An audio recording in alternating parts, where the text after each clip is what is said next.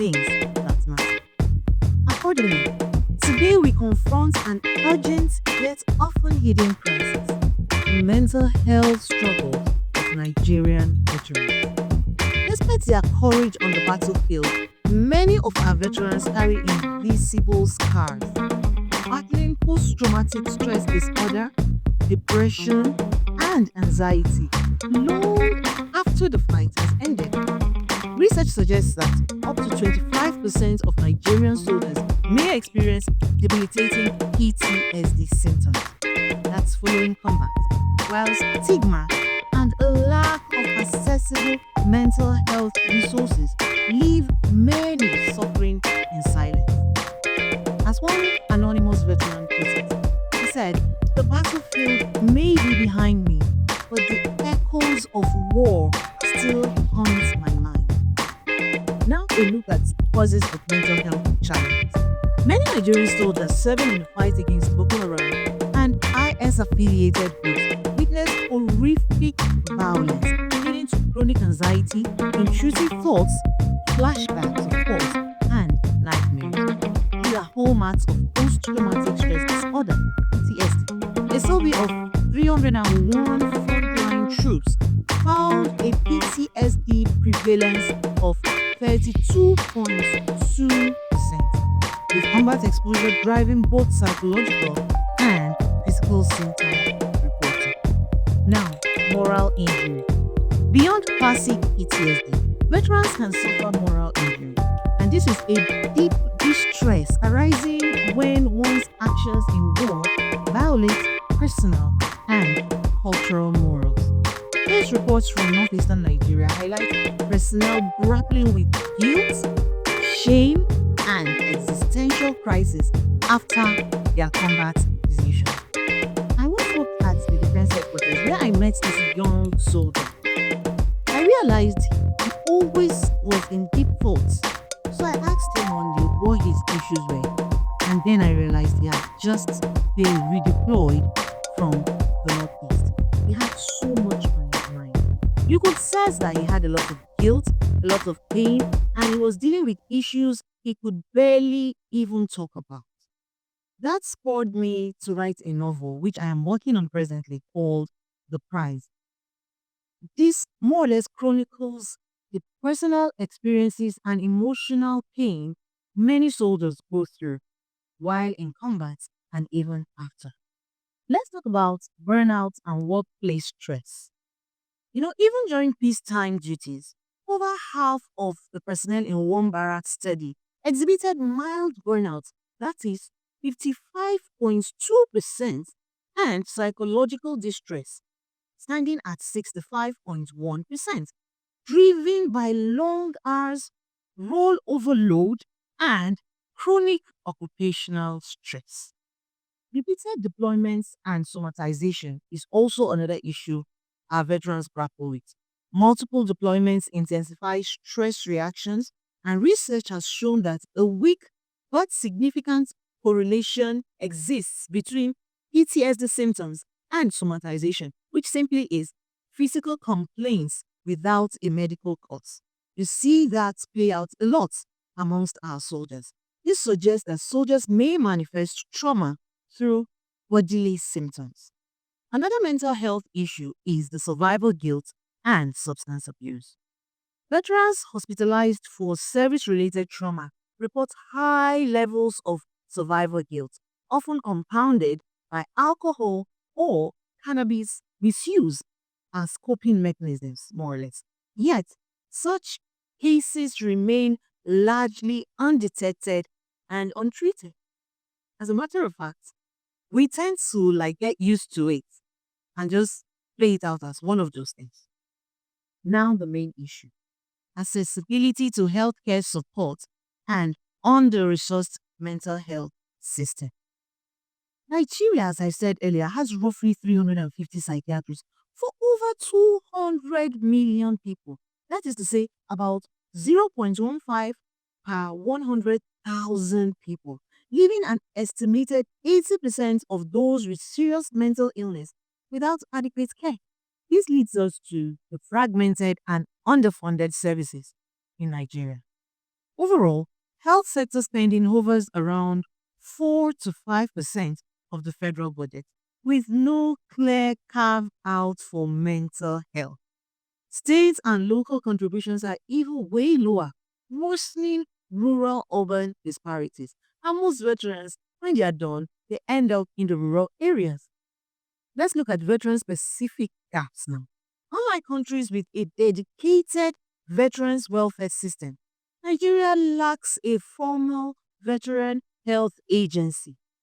Most veterans must navigate civilian mental health clinics or military hospitals that are largely not tailored for psychological care. So, who takes care of their mental health issues? Nobody, if you ask me. I must say, there have been emerging initiatives like the Invictus Games and Center, Nigeria's first Invictus team, and the planned Abuja Invictus Center, which offers sports based rehabilitation that has shown to boost PTSD recovery and morale. That is more like a recent development. Another initiative is the United Kingdom Operation Courage visit. A Nigerian delegation visited the NHS, England's Operation Courage Veteran Service, for best practice insights, signaling a willingness to learn from abroad. I just hope this movement becomes action very soon. Another good initiative is the World Health Organization support in Borno.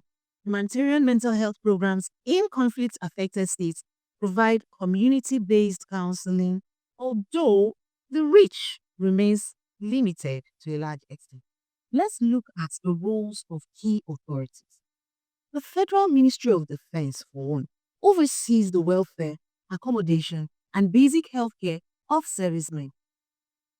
Its mandate includes provision for welfare and other benefits aimed at boosting morale.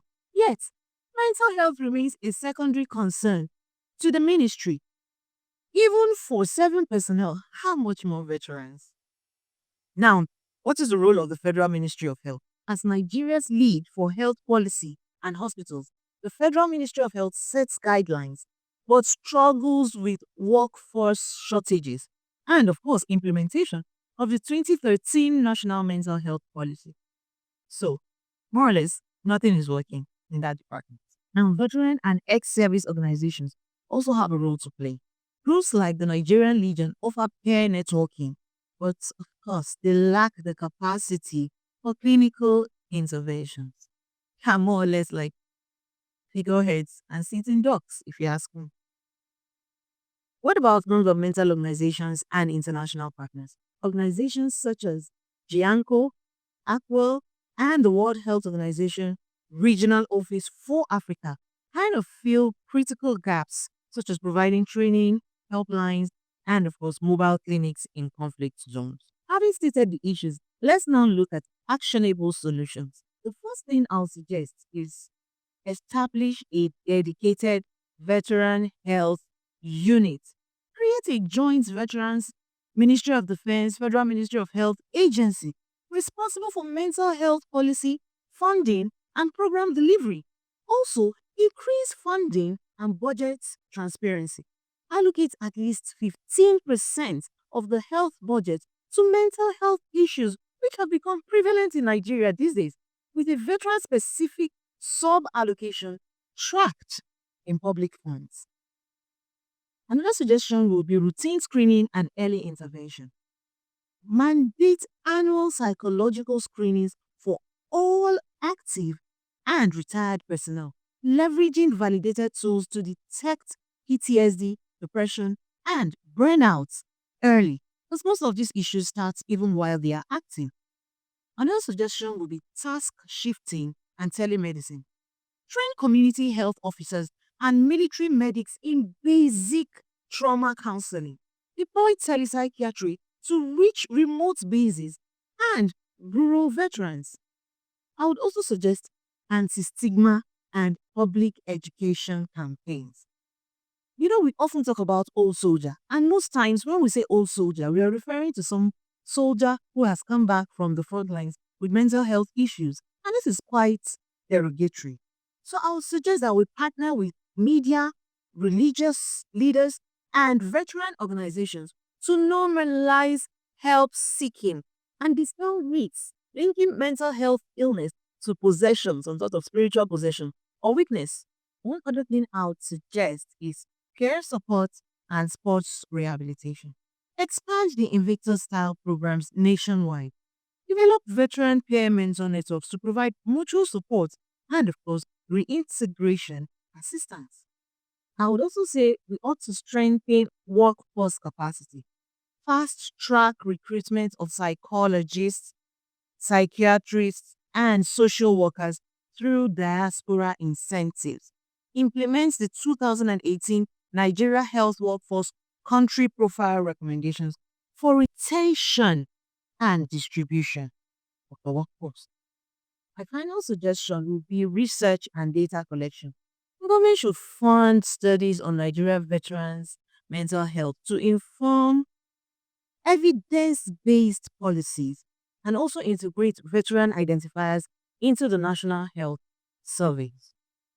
By confronting the root causes, combating trauma, burnout, moral injury, and bridging massive healthcare gaps, Nigeria can honor its veterans not with medals, but with mental health care they've earned.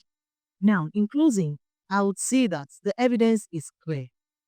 Our servicemen and women are not just fighting external enemies, they are battling the internal wounds of trauma and loss every day. Yet, despite these challenges, I believe that health is within reach through increased mental health awareness, improved access to support services, and the courage to break the stigma. If you are a veteran, a family member, or someone who cares deeply about those who have served this country, it is time to act.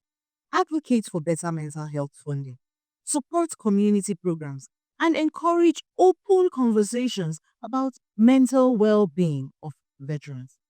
As another anonymous expert succinctly noted, the warrior's silence can be as loud as his battle cry.